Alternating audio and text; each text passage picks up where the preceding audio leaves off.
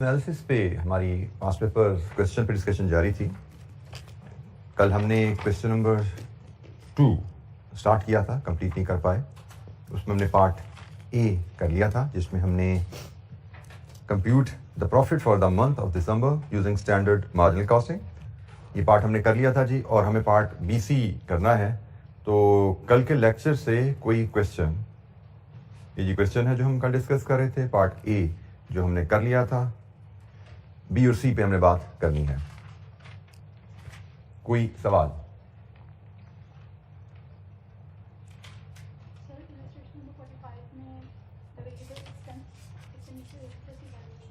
Illustration 45 में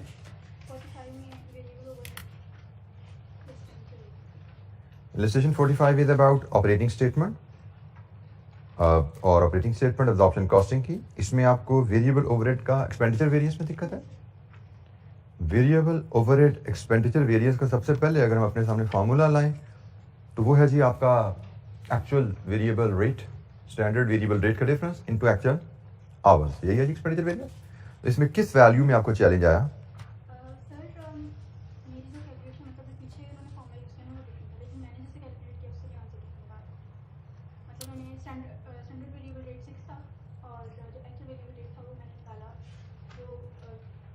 actual overhead divided actual hours किए होंगे। एक्चुअल वेरिएबल ओवरहेड कितने हैं? एक्चुअल आवर्स ठीक हो गया। 268 ओवर 45 किया आपने, 5.95 आया। राउंड ऑफ करके या फ्रैक्शन? तो बेटे डिफरेंस में फ्रैक्शंस का आ रहा होगा ना बेटा। आपका क्या वेरिएंस आ रहा था?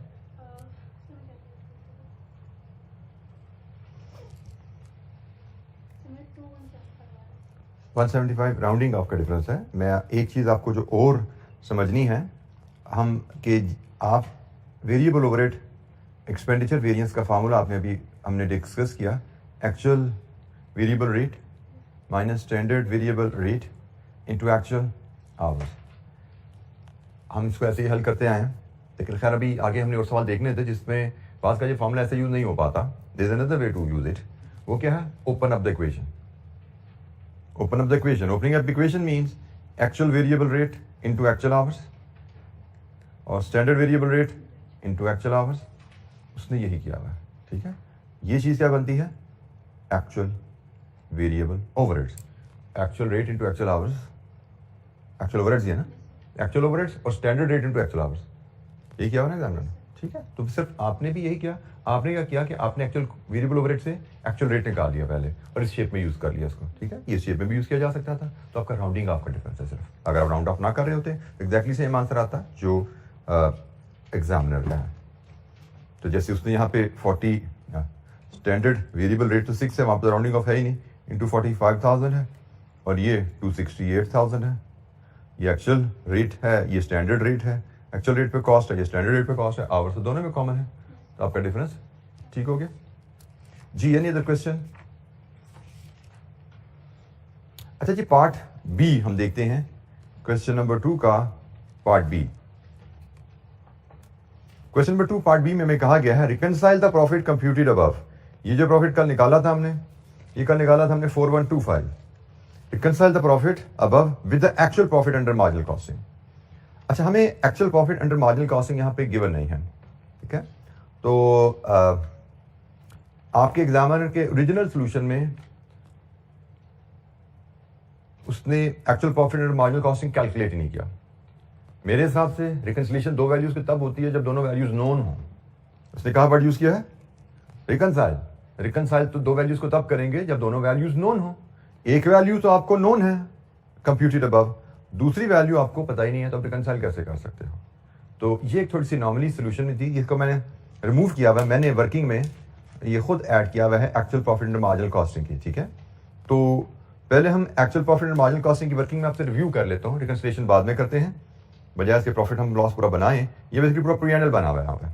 तो इसको रिव्यू कर लेते हैं पहले कि सेल्स तो वही रहेंगी क्योंकि एक्चुअल सेल्स परचेज से बराबर थी। वेरिएबल प्रोडक्शन कॉस्ट 17680, ये क्वेश्चन में रेडीली अवेलेबल है सारी आपको। ये आपकी 9280 प्लस 5425 प्लस 2975। क्वेश्चन में वेरिएबल प्रोडक्शन कॉस्ट गिवन है 17680 एक्चुअल कॉस्ट, और ये आपकी एक्चुअल इन्वेंट्री वैल्यूएशन आ गई 17680 12,000 यूनिट की कॉस्ट है, पर यूनिट कॉस्ट होगी, और ये 1500 इन हैंड है। तो very marginal cost of production पे इन्वेंट्री वैल्यू करें, ये क्लोजिंग स्टॉक एक्चुअल हो गया, ये आपकी actual variable cost of sales है, ये एक्चुअल कंट्रीब्यूशन मार्जिन है, और ये एक्चुअल फिक्स्ड ओवरहेड है। एक्चुअल पीएनएल बन रहा है, एक्चुअल फिक्स्ड ओवरहेड। अब यहां पे एक्चुअल फिक्स्ड ओवरहेड कैसे है, उसके लिए कैलकुलेशन जरा देखिए। नोट नंबर 5 में उसने क्या कहा है, applied overheads exceeded actual overheads by 200,000। Applied overhead exceeded actual overheads by 200,000 मतलब अप्लाइड ओवरहेड में से 2 लाख निकाल दो तो एक्चुअल ओवरहेड आ जाएंगे। और अप्लाइड ओवरहेड कैसे आते हैं, एक्चुअल प्रोडक्शन टू ओआर, और ये है जनाब आपकी एक्चुअल प्रोडक्शन, और ये है आपका ओआर। ओआर कैसे आता है, budgeted overhead divide with budgeted production. सारी कैलकुलेशन सीखी हुई है ना, हमें पता होना चाहिए कहां पे हमने जाना है, उसके क्या स्टेप्स बन रहे हैं। तो ये जनाब आपका ओआर है, budgeted fixed overhead divide with budgeted production into actual production, ये अब्सॉर्ब्ड ओवरहेड आ गए, माइनस 200,000 एक्चुअल ओवरहेड्स आ गए। So actual contribution minus actual overhead, ये एक्चुअल प्रॉफिट आ गया। ठीक हो गया जी। तो ये actual profit under marginal costing. Marginal costing का पीएनएल बनाना हमने बहुत एक्टिविटीज की हुई हैं, तो ये बहल वर्किंग यहाँ पे मेरे साथ रिक्वायर्ड थी, जो कि एग्जामिनर ने मिस की हुई थी, ये मैंने इसको यहाँ पे ऐड कर दिया। अब हम इस वैल्यू को रिकंसाइल करेंगे उस प्रॉफिट से जो हमने कल कैलकुलेट किया। तो जनाब रिकंसिलेशन की तरफ चलते हैं। हम स्टार्ट करेंगे profit under standard marginal costing, और फिर इसमें वेरिएंसेस लाते हुए इसको मैच करेंगे प्रॉफिट अंडर मार्जिनल कॉस्टिंग, जो कि यकीनन एक्चुअल है। ठीक है, profit under standard marginal costing, ये हमने पार्ट ए में कल कैलकुलेट किया था। ये वैल्यू आई थी हमारी 4125 रुपीज में, इट वाज 4125,000, और एक्चुअल प्रॉफिट हमने देखा दैट इज 3930,000। अब रिकंसाइल करने के लिए वेरिएंसेस हमने आइडेंटिफाई करने हैं। अच्छा जी, अब वैसे तो हमने कहा था, कल हमने ऑपरेटिंग स्टेटमेंट का जो फॉर्मेट डिस्कस किया था, उसमें हमने कहानी शुरू की थी बजटेड मार्जिनल कॉस्टिंग के तहत, बजटेड कंट्रीब्यूशन से। फिर हमने उसमें सेल्स के 2 वेरिएंसेस एडजस्ट किए थे मार्जिनल कॉस्टिंग के, फिर हमने वेरिएबल कॉस्ट के वेरिएंसेस एडजस्ट किए थे, सारे के सारे मटेरियल, लेबर, वेरिएबल ओवरहेड। फिर हमने फिक्स्ड ओवरहेड, हम वहां से पहुंचे थे एक्चुअल कंट्रीब्यूशन पे, फिर हमने वहां से हमने एक्चुअल फिक्स्ड कॉस्ट लेस करके एक्चुअल प्रॉफिट पे आए थे। अब ये कहानी लेकिन फर्क है, इसका स्टार्टिंग पॉइंट कंट्रीब्यूशन नहीं है, इसका स्टार्टिंग पॉइंट प्रॉफिट है। अब हमने इस प्रॉफिट को इस प्रॉफिट से रिकंसाइल करना है। अब हमने देखना है इस प्रॉफिट और इस प्रॉफिट में डिफरेंसेस की रीजंस क्या हैं। डिफरेंसेस की रीजंस तो प्राइस एंड कॉस्ट वेरिएंसेस हो सकते हैं, क्योंकि ये भी प्रॉफिट है, ये भी प्रॉफिट है, तो प्राइस और कॉस्ट के वेरिएंसेस डिफरेंसेस की रीजन हो सकते हैं। बट क्या प्राइस द सेल्स के रिलेटेड क्वांटिटी या प्राइस में यहां पे कोई फर्क है? क्वांटिटी प्राइस यहां पे भी वही है, क्वांटिटी प्राइस यहां पे भी वही है, इसका मतलब सेल प्राइस के वेरिएंसेस है ही नहीं। सेल प्राइस के सेल्स के वेरिएंसेस एग्जिस्ट नहीं करते, ना वॉल्यूम वेरिएंस है ना प्राइस वेरिएंस है, जिसका मतलब सेल्स के वेरिएंसेस तो आपने कैलकुलेट नहीं करने। इन दोनों प्रॉफिट्स में डिफरेंस सिर्फ कॉस्ट की वजह से है। ठीक है, तो कॉस्ट के डिफरेंसेस जो हमारे पास यहां पे रहते हैं, हमें जो वेरिएबल कॉस्ट दी गई हैं, हम यहां पे फेवरेबल, जैसे हमने कहा था, यहां पे एडवर्स वेरिएंसेस लेके आएंगे। Material, price, usage, labour, rate, efficiency, variable overhead expenditure, efficiency and fixed overhead expenditure, ये जो हम वेरिएंसेस लेके आते हैं, ये तमाम वेरिएंसेस हम कैलकुलेट करेंगे, क्योंकि मार्जिनल कॉस्टिंग के हैं, सिर्फ कॉस्ट के वेरिएंसेस हैं। यहां पे हम उनको कैलकुलेट करते हैं और फिर देखते हैं। फिक्स्ड ओवरहेड का वेरिएंस तो हमें गिवन है ना, नोट नंबर 5 में, applied fixed overhead exceeded actual fixed overhead. नहीं, ये तो वेरिएंस नहीं होता, वेरिएंस तो बजटेड ओवरहेड होता है। हमने बजटेड ओवरहेड और एक्चुअल ओवरहेड का ये डिफरेंस, यही वेरिएंस होता है। बजटेड ओवरहेड 1650 है, मैं यहीं पे कैलकुलेशन कर परफॉर्म करूं। बजटेड ओवरहेड गिवन है जी आपको 1650, और एक्चुअल ओवरहेड्स आपने अभी पीएनएल के लिए कैलकुलेट किए थे, एब्जॉर्ब माइनस 2 लाख, 16 लाख। ये एक्चुअल है, ये बजटेड है, एक्चुअल कम है, फेवरेबल वेरिएंस है 50,000। ठीक हो गया, आपका वेरिएंस फेवरेबल है 50,000 एक्सपेंडिचर का। अब बाकी वेरिएंसेस देखते हैं। मैं यहीं पे अगर स्मार्टली कैलकुलेट करता जाऊं, प्राइस वेरिएंस, एक्चुअल प्राइस और स्टैंडर्ड प्राइस दोनों गिवन है। एक्चुअल प्राइस 160 है, स्टैंडर्ड प्राइस 158 है, इनटू एक्चुअल क्वांटिटी 58,000। वेरिएंस आपका एडवर्स है कितना जी? 116,000। Usage variance, actual quantity used given है, standard usage for actual production, standard usage for actual production कितनी है जी? एक्चुअल प्रोडक्शन आपकी है 12,000 और स्टैंडर्ड यूजेज है आपकी है 5। ये standard usage for actual production होगी और मल्टीप्लाई करेंगे स्टैंडर्ड प्राइस से 158। कितना है वेरिएंस? 316,000 और यह है आपका favourable adverse. Actual quantity less है स्टैंडर्ड से, favourable variance 316,000 favourable variance. Labour का रेट वेरिएंस यहीं पे कैलकुलेट कर लेते हैं। एक्चुअल रेट लेबर का है 155, ठीक होगी जी, और स्टैंडर्ड रेट 150, एक्चुअल आवर्स 35,000। तो बताइए जनाब वेरिएंस एडवर्स आ रहा है, कितना एडवर्स है? 175,000 एडवर्स है। Efficiency variance, actual hours 35,000, standard hours for actual production 12,000, standard our per unit 3 multiplied with standard rate 150। कितना variance? 150,000 favourable adverse, this is favourable 150,000 favourable. Variable overhead expenditure variance, variable overhead expenditure variance होता है जी आपका, यहां पे हमें variable overhead का absorption rate चाहिए। हमें actual variable overhead, actual variable rate minus standard variable rate into actual hours. तो एक्चुअल वेरिएबल रेट कल हमने कैलकुलेट किया था, अगर याद हो आपको तो कल हमने वर्किंग बनाई थी। अगर नहीं याद तो हम दोबारा एक छोटी सी वर्किंग यहां पे बना लेते हैं। से मैं इसी के हिसाब से दोबारा अगर मैं वर्किंग 1 यहां पे बनाऊं, मेरा स्टैंडर्ड ओवरहेड पर आवर जो है वो 120 है। इसमें से मैं अगर लेस कर दूं standard fixed overhead absorption rate per hour, और स्टैंडर्ड फिक्स्ड ओवरहेड हमारा रेट रहेगा budgeted fixed overhead divided budgeted hours, जो कि है 11,000 इंटू 3। आवरली रेट चाहिए ना, तो क्या रेट आता है ये 70 या 50? ये 50 आ गया। इसका मतलब variable overhead absorption rate per hour is 70। ठीक हो गया, ये पर आवर का रेट हमने निकाल लिया। स्टैंडर्ड ओवरहेड टोटल ओवरहेड का है, इसमें से फिक्स ओवरहेड का माइनस किया, वेरिएबल ओवरहेड का 70 आ गया। तो जनाब एक्चुअल वेरिएबल, ये स्टैंडर्ड वेरिएबल ओवरहेड रेट है 70। एक्चुअल वेरिएबल ओवरहेड रेट हम यहां पे कैलकुलेशन कर सकते हैं।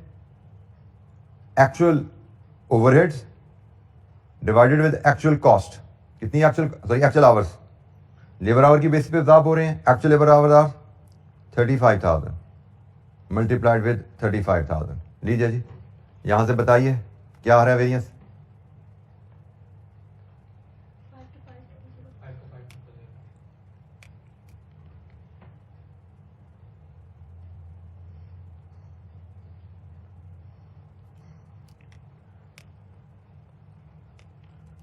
5 फेवरेबल एडवर्स, ये रेट क्या आ रहा है 85। इसका मतलब एक्चुअल रेट ज्यादा है, this is adverse. Adverse variance कितना बोला दोबारा भैया? 525,000। अब आ जाइए आप next variable overhead efficiency variance पे। इसमें आवर्स का डाटा चाहिए, आवर्स का डाटा वही लेंगे जो लिया गया है, एक्चुअल आवर्स और स्टैंडर्ड आवर्स, क्योंकि वेरिएबल ओवरहेड भी लेबर आवर के बेसिस पे हिसाब हो रहे हैं, इनटू स्टैंडर्ड रेट 70, वही रेट वर्किंग 1 से लिया गया। क्या आज variance 70,000 and it is favourable. जो लेबर का एफिशिएंसी वेरिएंस का साइन है वही वेरिएबल ओवरहेड के एफिशिएंसी वेरिएंस का साइन रहता है। अच्छा, यहां पे आपने, मैं फिर बता दूं, नोट करना है कि नॉर्मली हम मार्जिनल कॉस्टिंग के तहत रिकंसिलिएशन जो हमने ऑपरेटिंग स्टेटमेंट सीखी थी उसमें हमने बजटेड कंट्रीब्यूशन से बात शुरू की थी और नीचे आके एक्चुअल फिक्स्ड ओवरहेड लेस किए थे। बट यहाँ पे हम एक्चुअल फिक्स्ड ओवरहेड लेस नहीं कर रहे, यहाँ पे हम वेरिएंस लेस कर रहे हैं, क्योंकि ये कंट्रीब्यूशन से बात नहीं शुरू हुई, ये प्रॉफिट से बात शुरू हुई है और इस प्रॉफिट की कैलकुलेशन में बजट फिक्स ओवरहेड पहले ही लेस हो चुके हैं, इसमें बजट फिक्स ओवरहेड पहले ही लेस हो चुके हैं, हम तो एक्चुअल प्रॉफिट पे जा रहे हैं, तो जो सिर्फ वेरिएंसेस है ना उन्हीं को हम यहां पे एडजस्ट कर रहे हैं। अच्छा, एक आखिरी वेरिएंस हमारा रह गया, पहले चलें इसको क्लोज कर लें। फेवरेबल का टोटल कीजिए, एडवर्स का टोटल कीजिए। फेवरेबल का total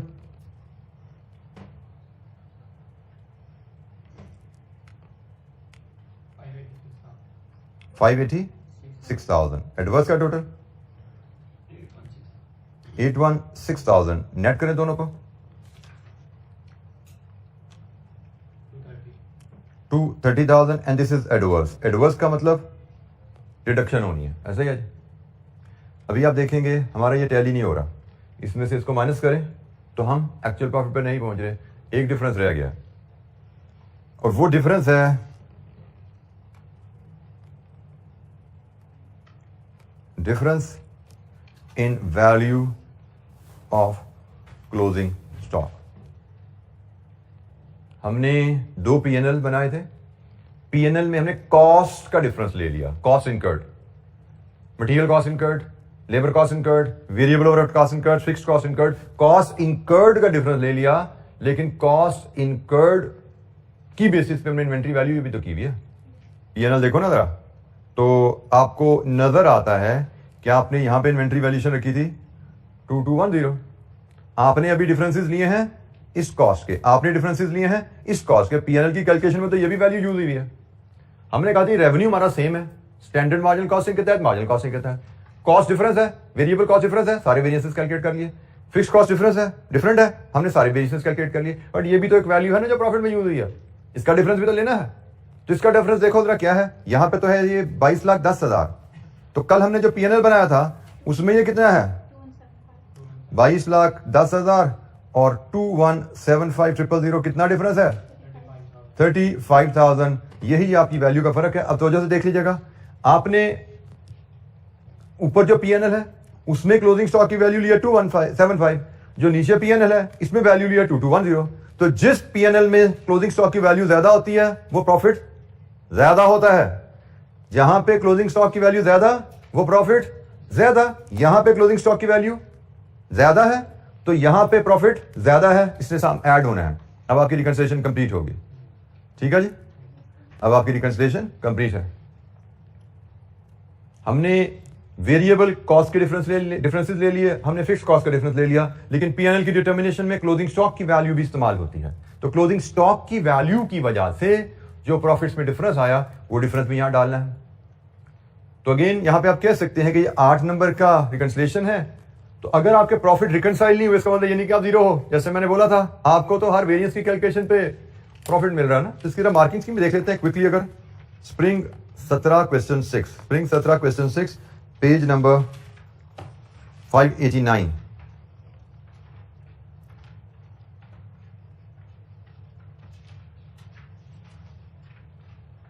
part B, 1 mark for computation of each variance, computation of difference of standard and actual variable cost in closing stock 1 number.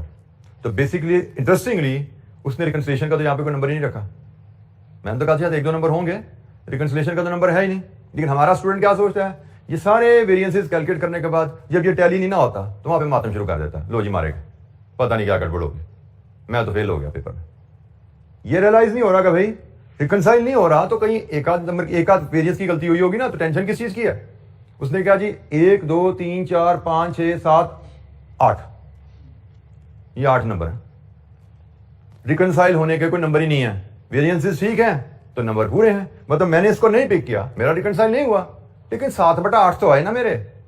तो परेशानी किस बात की है भाई, कि कोई चीज एक उमिट हो रही है, कोई एक चीज गलत हो रही है, कोई बात नहीं, वी शुड बी कॉन्फिडेंट और कॉन्फिडेंटली आगे चलो कि भाई ठीक है बाकी वेरिएंसेस तो मुझे पता, ये तो मुझे पता है इनमें मेरी गलती नहीं है, लेकिन कोई चीज ओमिट हो रही है जिससे रिकंसिलाइज नहीं हो रहा। 1 मिनट सोचना है कि भाई क्या चीज रहेगी, कुछ समझ आती है, आगे समझिए एंट्री, ठीक है, नहीं समझ आती आगे चलो, क्योंकि आपको पता होना चाहिए कि वेरिएंसेस कॉस्ट के आपने कैलकुलेट कर लिए हैं, bulk of the marks score हो चुका है।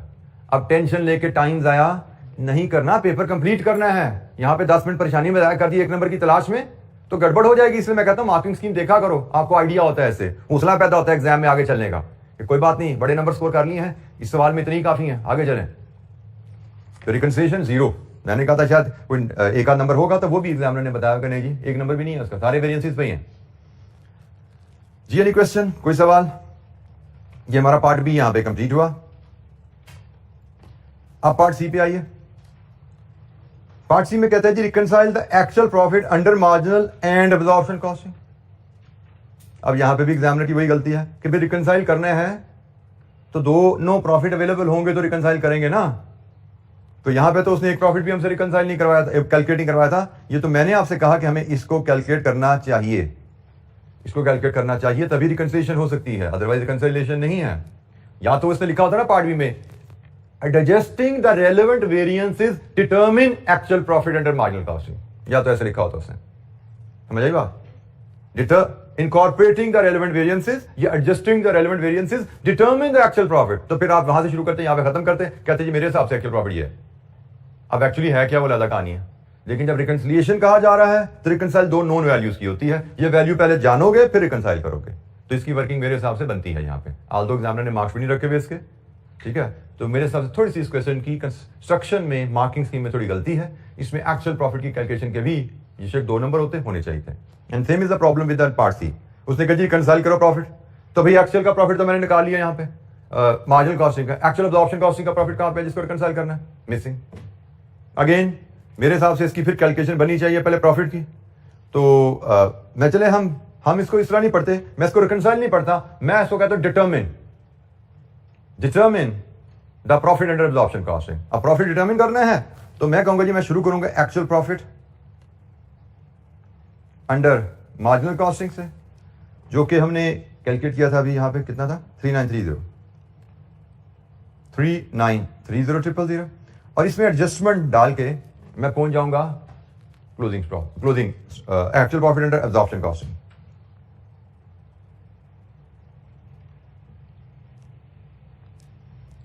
मार्जिनल कॉस्टिंग एब्जॉर्प्शन कॉस्टिंग में प्रॉफिट्स के डिफरेंस के बारे में हमने कहानी पढ़ी थी कि अगर closing stock units opening stock unit से ज्यादा है तो एब्जॉर्प्शन कॉस्टिंग का प्रॉफिट ज्यादा है। अगर closing stock units opening stock unit से कम है तो एब्जॉर्प्शन कॉस्टिंग का प्रॉफिट कम है। हमारे केस में note number 6 no opening stock और क्लोजिंग स्टॉक में 1500, closing stock units opening stock unit से ज्यादा है, इसका मतलब एब्जॉर्प्शन कॉस्टिंग प्रॉफिट ज्यादा है। अब एब्जॉर्प्शन कॉस्टिंग प्रॉफिट कितना ज्यादा होता है? रिकंसिलिएशन के 2 मेथड पढ़े थे हमने। एक मेथड में हमने कहा था जी कि अगर तो ओपनिंग स्टॉक यहां पे तो है ही नहीं, तो यहां पे तो फिर एक ही मेथड लगेगा, और वो क्या होगा? Difference in opening closing stock minus OAR ये यूनिट्स हैं, तो OAR पर यूनिट हमारा क्या बनता है? फिक्स्ड ओवरहेड का 50 × 3, ये ना OAR पर यूनिट, ये OAR पर आवर है, 3 आवर्स पर यूनिट है। ये है जी difference in opening closing stock into fixed overhead का एब्जॉर्प्शन रेट। कितनी वैल्यू है? 225 000 ऐड कर लीजिए, प्रॉफिट अंडर एब्जॉर्प्शन कॉस्टिंग आ गया 4155 000। लीजिए जी ये प्रॉफिट अंडर एब्जॉर्प्शन कॉस्टिंग भी आ गया। लेकिन जैसे मैंने कहा मेरे हिसाब से इसकी कैलकुलेशन भी होनी चाहिए थी, तो अगर हम पार्ट एग्जामिनर की रिक्वायरमेंट के मुताबिक चलें तो हमें इसकी एक्चुअल प्रॉफिट की कैलकुलेशन भी देनी चाहिए। एक्चुअल प्रॉफिट की कैलकुलेशन भी हमारे पेज 482 पे मैंने वर्किंग बनाई हुई है। इसमें एक छोटी सी टाइपो है, वो ठीक कर लीजिएगा। ये जी एक छोटी सी टाइपो एक्चुअल प्रॉफिट की कैलकुलेशन में, ये फुल प्रोडक्शन कॉस्ट है, ये वेरिएबल प्रोडक्शन कॉस्ट लिखा गया, ये फुल प्रोडक्शन कॉस्ट है।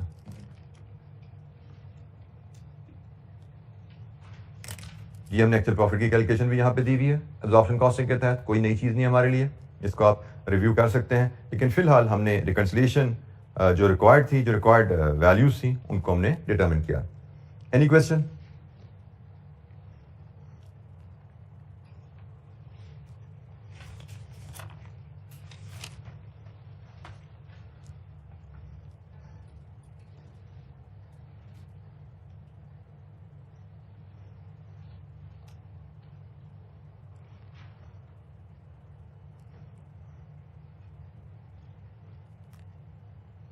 अच्छा जी, नेक्स्ट क्वेश्चन हमारे एजेंडा में क्वेश्चन नंबर 3।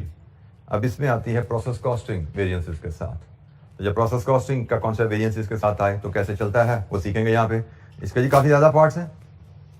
जैक एंड जिल का क्वेश्चन है जी ये, ऑटम 15 क्वेश्चन 4। रिक्वायरमेंट से बात शुरू करते हैं।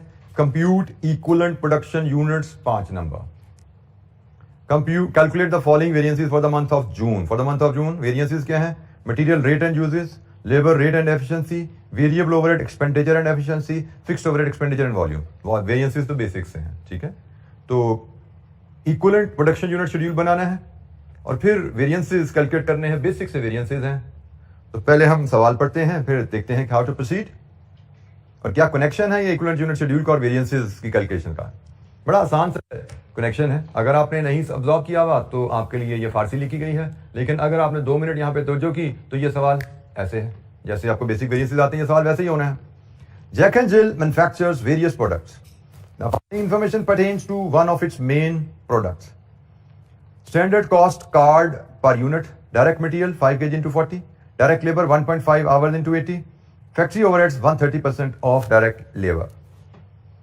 Fixed overheads are budgeted. Fixed overheads are budgeted at 3 million based on normal capacity of 75,000 direct labor hours per month.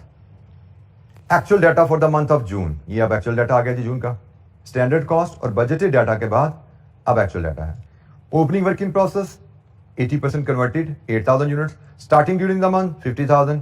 Transfer to finished goods 48,000. Work in process 60% converted 7,000. Material used issued to production 38 rupees के हिसाब से 1.9 million, 42 rupees के हिसाब से 8.4 million का material गया। Direct labour 84 per hour के हिसाब से कॉस्ट क्या है, वेरिएबल ओवरहेड की कॉस्ट क्या है, फैक्ट्री ओवरहेड की एक्चुअल कॉस्ट क्या है, ये सारा एक्चुअल डाटा आपसे शेयर किया गया। Materials are added at the beginning of the process. Conversion costs are incurred evenly throughout the process. Losses up to 3% are considered normal. 3% of the input. However, losses are determined at the time of inspection, which takes place when units are 90% complete. JJ uses FIFO method for inventory valuation. लीजिए जी, ये आ गया data हमारे सामने। हमसे equivalent unit schedule बनाने को कहा गया है। थोड़ा सा प्रोसेस कॉस्टिंग का जरा नॉलेज जरा फ्रेश करें। अगर हम इक्विवेलेंट यूनिट शेड्यूल, फिर कॉस्ट पर यूनिट, फिर इन्वेंट्री वैल्यूएशन, ये 3 स्टेप लेते होते हम। ये 3 स्टेप किस लिए लेते होते थे? प्रोसेस अकाउंट में आउटपुट की वैल्यूएशन करने के लिए, ठीक है। प्रोसेस अकाउंट में आउटपुट फिनिश गुड्स की वैल्यू क्या निकलनी है, क्लोजिंग वर्किंग प्रोसेस की क्या निकलनी है, नॉर्मल लॉस की क्या निकलनी है, उसके लिए हम 3 स्टेज प्रोसेस करते थे। इक्विवेलेंट यूनिट शेड्यूल बनाना, कॉस्ट पर यूनिट कैलकुलेट करना और वैल्यूएशन करना आउटपुट की। लेकिन ये प्रोसेस अकाउंट की कहानी होती थी। क्या हमें यहाँ पे प्रोसेस अकाउंट बनाना है? और जब हमने प्रोसेस अकाउंट नहीं बनाना होता था, फिर इक्विवेलेंट यूनिट शेड्यूल से पहले एक वर्किंग करते होते थे, क्वांटिटी शेड्यूल। तो ये वहीं से बात शुरू होनी है, क्योंकि नॉर्मल लॉसेस भी आ रहे ना। पहले आप क्वांटिटी शेड्यूल बनाएंगे, उससे अपनी आउटपुट डिटरमिन करेंगे, क्योंकि इक्विवेलेंट यूनिट शेड्यूल में आपको आउटपुट चाहिए होती है। क्या आउटपुट्स हैं जिनके आपको इक्विवेलेंट यूनिट्स मेजर करने हैं? तो ये कहानी शुरू होगी क्वांटिटी शेड्यूल से। Question number 3 part A. सबसे पहले हम बनाएंगे क्वांटिटी शेड्यूल, इसके बाद बारी आएगी इक्विवेलेंट यूनिट शेड्यूल की। क्वांटिटी शेड्यूल का फॉर्मेट आपको याद होना चाहिए। प्रोसेस अकाउंट का क्वांटिटी का कॉलम, डेबिट क्रेडिट, उसी को मैंने क्वांटिटी शेड्यूल का नाम दिया। ऑल्दो एग्जामिनर की प्रेजेंटेशन थोड़ी फर्क रहती है। तो यहां पे हम लाते हैं जी work in process brought down, कितना है जी 8,000 यूनिट्स। फिर आते हैं जी यूनिट स्टार्टेड, कितने जी 50,000। फिर आती है आपकी finish goods, transfer to finish goods 48,000। फिर आपका आएगा नॉर्मल लॉस, फिर आपका आएगा work in process carry down. Work in process carry down given है जी कितना 7,000। नॉर्मल लॉस आपको कैलकुलेट करने हैं 3% ऑफ द यूनिट्स इंस्पेक्टेड। और फिर आप देखोगे बैलेंसिंग फिगर क्या आती है, अब नॉर्मल लॉस है जब नॉर्मल गेन है, ठीक होगा। तो 3% of the units inspected, inspection है 90% पे। तो हमारी कहानी शुरू होती है, क्या ओपनिंग वर्किंग प्रोसेस के 8,000 यूनिट्स इंस्पेक्ट होंगे इस महीने में? Answer is yes. Opening working process के यूनिट 80% कंप्लीट थे, तो 90% की स्टेज इसी महीने गुजरेगी। प्लस क्या ये 50,000 यूनिट्स जो हमने इंट्रोड्यूस किए हैं, क्या ये सारे के सारे इंस्पेक्ट होंगे इस महीने में? Answer is no. जो क्लोजिंग स्टॉक में 7,000 यूनिट्स हैं वो तो 60% पे खड़े हुए हैं। इसका मतलब नंबर ऑफ यूनिट्स इंस्पेक्टेड ये हैं और 3% इनका नॉर्मल लॉस। क्या बनता है जी नॉर्मल लॉस? 1530। लीजिए जी बैलेंसिंग फिगर देखिए, ये 58,000 बन रहा है, ये आपका 55, 56 समथिंग एबनॉर्मल लॉस आ रहा है। एबनॉर्मल लॉस आ रहा है जो कि बैलेंसिंग फिगर है। क्या है जी एबनॉर्मल लॉस? 1300। कुछ ज्यादा नहीं हो गया? 1470। मैं आपके सामने कैलकुलेट किया, वो 58 है, यहाँ पे 55 56,000 समथिंग तो बन रहा है। तो ये 14,000 12,000 कहाँ से आ गया फर्क? 1470। मैंने अगर पहले आपको नहीं बोला तो मैं बता रहा हूं, अलर्ट रखा करो माइंड को। नंबर्स आपके सामने आ रहे होते हैं, माइंड को अलर्ट रखा करो। बाद का कैलकुलेटर में ज़रब तकसीम गलत बटन दब जाता है आपका और आपको अंदाजा ही नहीं होता फिगर कहां की कहां पहुंच जाती है। तो अलर्ट रखो अपने आप को। लीजिए जी, क्वांटिटी शेड्यूल आ गया। अब इक्विवेलेंट शेड्यूल की बारी है। इक्विवेलेंट यूनिट शेड्यूल फॉर्मेट इसका आपको याद होगा। हम शुरू करते हैं कहानी equivalent unit schedule. Equivalent units के दो कॉलम चाहिए हमें, एक कन्वर्जन का, एक मटेरियल का। फिर आपको एक कॉलम चाहिए परसेंटेज ऑफ कंप्लीशन का, एक कॉलम चाहिए फुल यूनिट्स का, और पहला कॉलम आपका आउटपुट का हो जाता है। तो जनाब ये आपकी आउटपुट्स आएंगी जो इक्विवेलेंट यूनिट शेड्यूल में आनी है। यहाँ पे आपके फुल यूनिट्स आते हैं, यहाँ पे आपके परसेंटेज FIFO है ना, FIFO का इक्विवेलेंट यूनिट शेड्यूल। तो percentage worked in current period, और फिर इक्विवेलेंट यूनिट्स आते हैं element wise, material and conversion.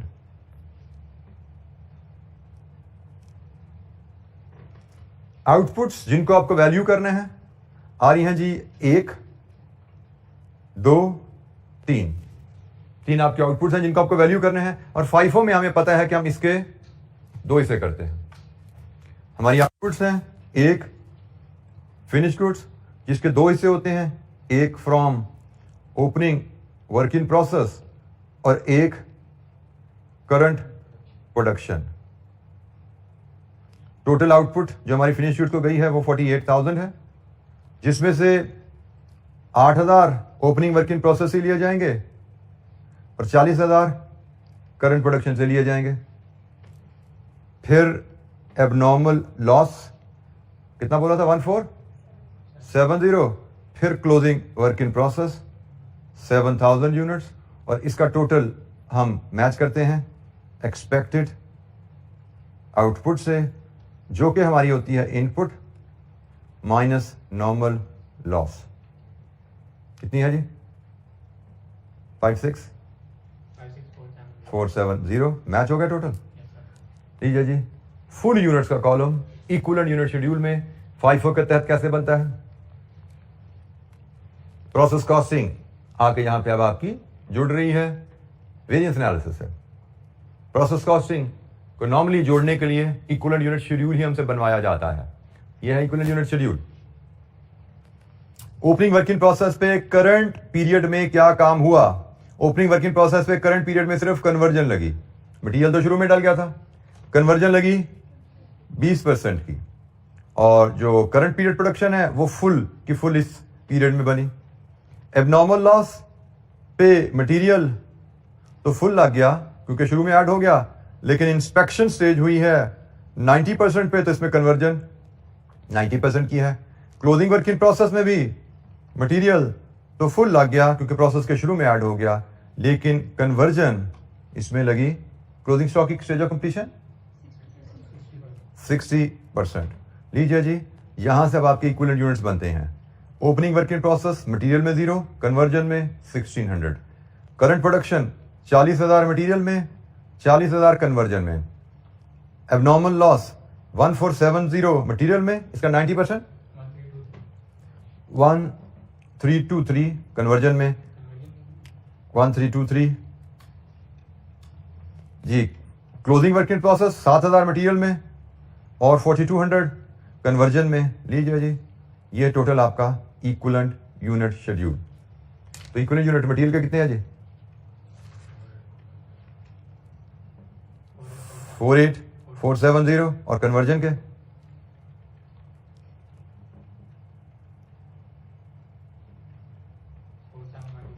47,123। ये हमारा पार्ट ए कंप्लीट हुआ, जिसमें हमने क्वांटिटी शेड्यूल की एक छोटी सी वर्किंग बनाई। क्वांटिटी शेड्यूल की वर्किंग के बाद हमने इक्विवेलेंट यूनिट शेड्यूल बनाया। आपको प्रोसेस कॉस्टिंग से ही पता है कि इक्विवेलेंट यूनिट शेड्यूल का फॉर्मेट हम यही फॉलो करते आ रहे हैं, और आपके एग्जामिनर के फॉर्मेट में कभी कभार कोई डिफरेंस होता है प्रेजेंटेशन में, हमें उससे फर्क नहीं पड़ता। हम देखते हैं आंसर तो हमारा मैच हो रहा है, उसने जैसे मर्जी प्रेजेंट किया हो, हमारी सेहत पे कोई असर नहीं है, हमारे आंसर मैच है, वी आर हैप्पी।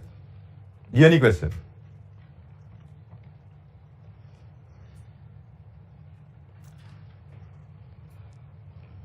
अच्छा जी, अब इक्विवेलेंट यूनिट शेड्यूल के बाद बारी आ जाती है वेरिएंसेस की। Material rate and usage variance part B. अब यहां पे आपको इसके कनेक्शन जो है इसका इस इक्विवेलेंट यूनिट शेड्यूल का हमारे वेरिएंस कैलकुलेशन से क्या है, आपको वेरिएंस कैलकुलेशन में अब नजर आएगा। सबसे पहले प्राइस वेरिएंस की बात करें तो मैं जरा फार्मूला आपके सामने लेके आऊं। मटेरियल प्राइस वेरिएंस का फार्मूला होता है जी actual price standard price into actual quantity, यही है फार्मूला। अच्छा जी, डाटा पे जाते हैं तो स्टैंडर्ड प्राइस तो है 40, एक्चुअल प्राइस को देखें तो वो तो 2 हैं, है जी। नोट नंबर 3 में टेबल में material issue to production actual price एक 38 है और एक 42 है, मल्टीप्लाई होने एक्चुअल क्वांटिटी से। तो हमने क्या सीखा था, जब प्राइसेस एक से ज्यादा हो जाए तो क्या करेंगे, एवरेज ले लेंगे। बिल्कुल ठीक हो गया जी।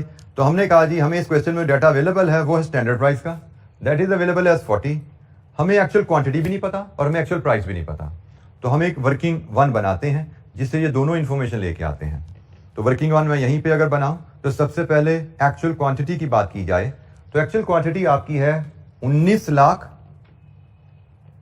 डिवाइडेड विद 38, एक क्वांटिटी ये है, plus 84 lakh divided with 42।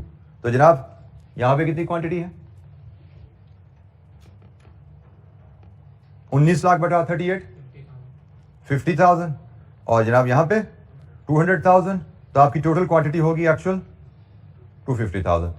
250,000 KGs, ये आपकी एक्चुअल क्वांटिटी आ गई 250,000। फील हो गया जी एक्चुअल क्वांटिटी। अब आपको एक्चुअल प्राइस चाहिए तो जनाब एक्चुअल प्राइस भी यहीं पे निकाल लेते हैं। Actual price will be actual cost, यही है ना actual cost, divided with actual quantity. क्या है जी एक्चुअल प्राइस एवरेज लेके 41.2। एग्रीड जी। एक्चुअल क्वांटिटी भी आ गई, एक्चुअल प्राइस भी आ गई, बेसिक फार्मूला है, उस फार्मूले की वैल्यूज हमने एक्सट्रैक्ट कर ली हैं। तो 41.2 फीड कर देते हैं जी यहां पे 41.2, ये भी वर्किंग वन से हमने वैल्यू ली है। तो अब जनाब प्राइस वेरिएंस बता दीजिए क्या आ रहा है।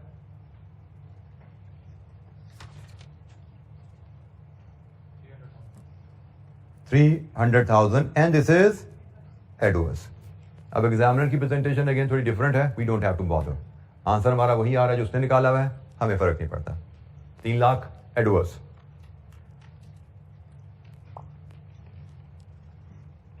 मटीरियल यूजेज वेरिएंस, अब यहां पे कनेक्शन आने लगा जी आपका, actual quantity standard quantity into standard price. Actual quantity हमने वर्किंग वन में निकाली, actual quantity use 250,000 working one में निकाली ना आपने अभी, ये माइनस स्टैंडर्ड क्वांटिटी, इस पे बात करते हैं। स्टैंडर्ड प्राइस क्वेश्चन में गिवन है 40। अब यहां पे देखिए स्टैंडर्ड क्वांटिटी, इसके लिए मैं वर्किंग 2 बनाता हूं। स्टैंडर्ड क्वांटिटी के बारे में आपको याद होना चाहिए, स्टैंडर्ड क्वांटिटी होती है ये for actual production, actual production. ठीक हो गया। अब यहां पे जब हम प्रोसेस कॉस्टिंग से कनेक्शन करने जा रहे हैं तो ये एक्चुअल प्रोडक्शन हमें चाहिए स्टैंडर्ड क्वांटिटी ऑफ मटेरियल के लिए, ऐसा ही है जी। स्टैंडर्ड क्वांटिटी ऑफ मटेरियल के लिए हमें एक्चुअल प्रोडक्शन चाहिए। तो ये जो एक्चुअल प्रोडक्शन है ये आपका जनाब ये नंबर होता है मटेरियल के इक्विवेलेंट यूनिट्स। सिमिलरली आपको लेबर के वेरिएंस, ओवरहेड के वेरिएंसेस के लिए भी तो labour hour for actual production चाहिए होती है ना, तो लेबर और ओवरहेड के लिए एक्चुअल प्रोडक्शन ये है, क्योंकि अब हमारी प्रोडक्शन सारी की सारी फुल यूनिट्स में नहीं है ना।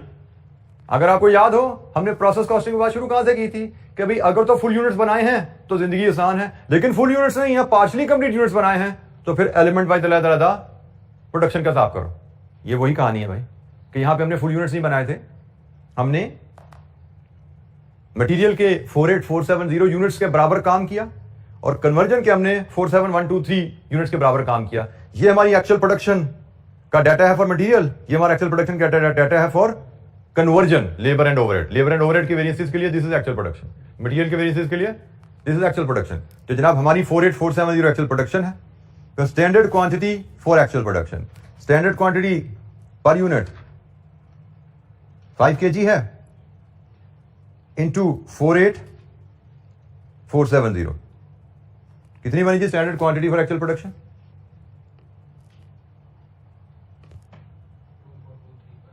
2350 kg, 24350 kg, 242350। लीजिए जी यहां से वेरिएंस बताइए क्या आ रहा है? 306,000 and this is actual quantity is more than the standard, this is adverse.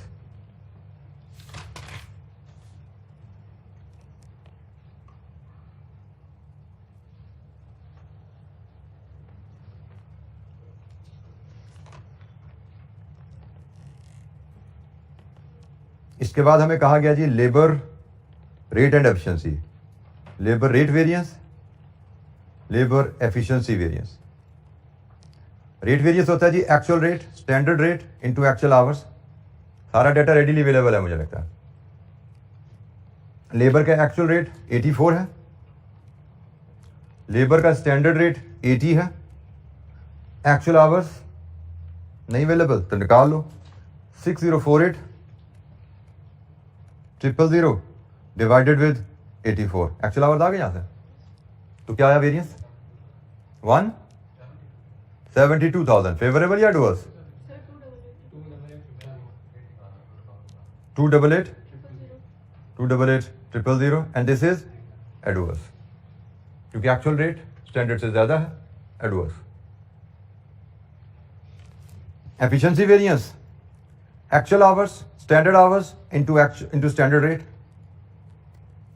Actual hours आपने बोला था भी यहां से आ रहा है 72,000।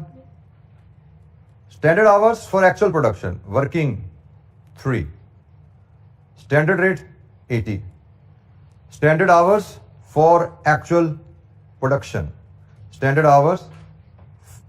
Hours of labour. तो जनाब ये बनेंगे आपके स्टैंडर्ड आवर पर यूनिट है 1.5 और एक्चुअल प्रोडक्शन है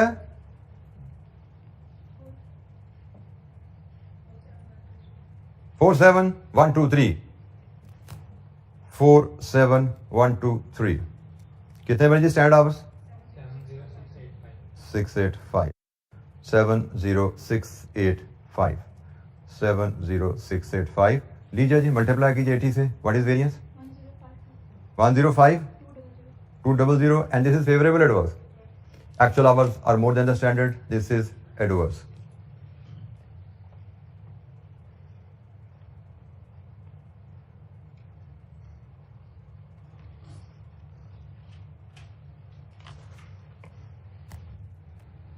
जी किसी कैलकुलेशन पे कोई दिक्कत? लेबर के वेरिएंसेस हो गए। इसके बाद है जी variable overhead expenditure and efficiency. Variable overhead expenditure variance, actual variable rate, standard variable rate का डिफरेंस, एक्चुअल आवर्स।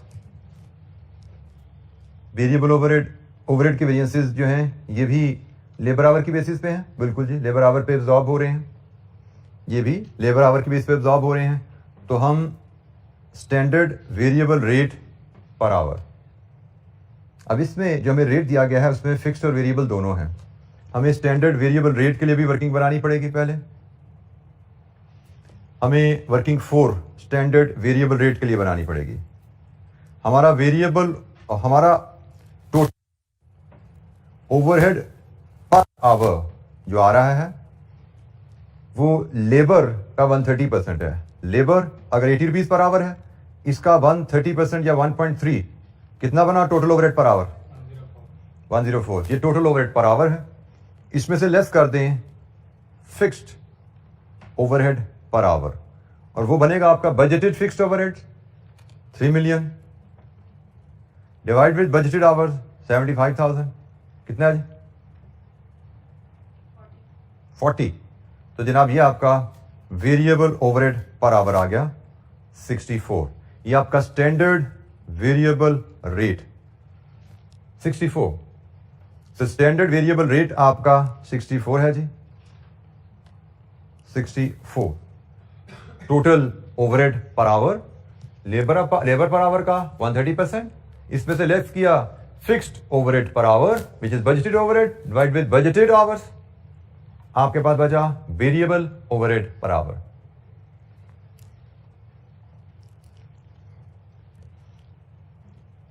जनाब यहां पे वापस आइए वेरिएंस पे। स्टैंडर्ड वेरिएबल रेट आ गया, आपको एक्चुअल वेरिएबल रेट चाहिए। एक्चुअल वेरिएबल रेट आपका होता है जी actual variable overheads 6350,000 divide with actual hours. Actual hours आप लेते हैं लेबर के जो आपके पास आ रहे हैं 72,000। लीजिए जी मल्टीप्लाई करेंगे एक्चुअल आवर्स के साथ जो कि हैं 72,000। तो वेरिएंस क्या आ रहा है? फेवरेबल एडवर्स भी बताइए। 1742,000 फेवरेबल एडवर्स। आपको इसका रेट देखना है, ये रेट क्या आ रहा है यहां से जी 88। तो this is adverse. Standard rate हमारा ओवरहेड का 64 था, एक्चुअल 88 आ रहा है, दिस इज एडवर्स वेरिएंस।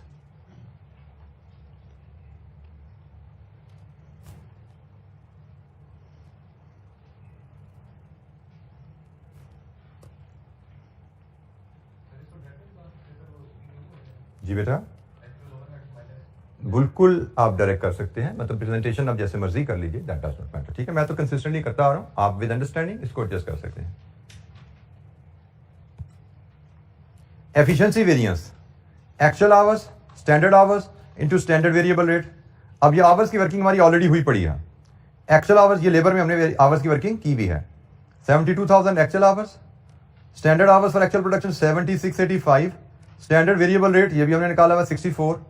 तो क्या आया वेरिएंस जनाब 84160 फेवरेबल एडवर्स। तो वो तो यहीं से देख लो, लेबर एफिशिएंसी एडवर्स है तो ये भी एडवर्स है।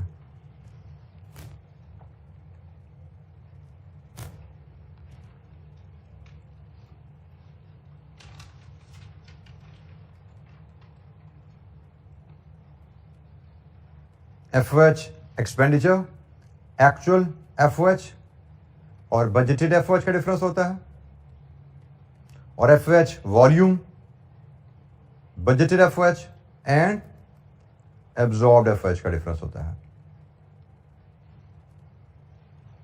एक्चुअल एफओएच गिवन है क्वेश्चन में 2850, बजटेड एफओएच गिवन है क्वेश्चन में 3 मिलियन। तो वेरिएंस क्या आया 150,000। एक्चुअल ओवरहेड लेस है बजटेड से, फेवरेबल।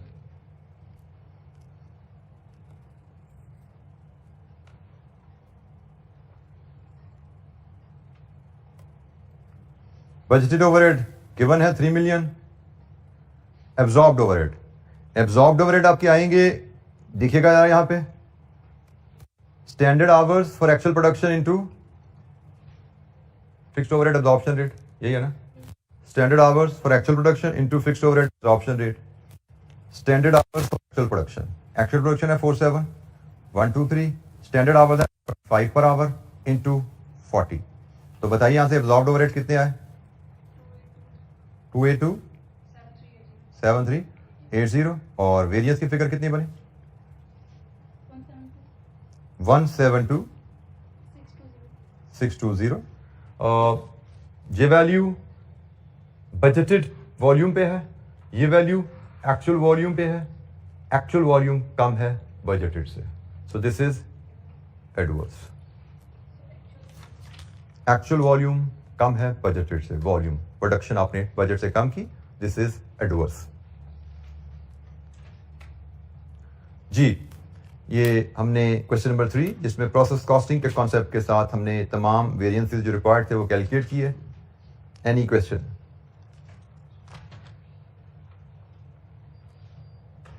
8 और 6 14 5 19 मार्क्स का एक क्वेश्चन था स्टैंडर्ड कॉस्टिंग में।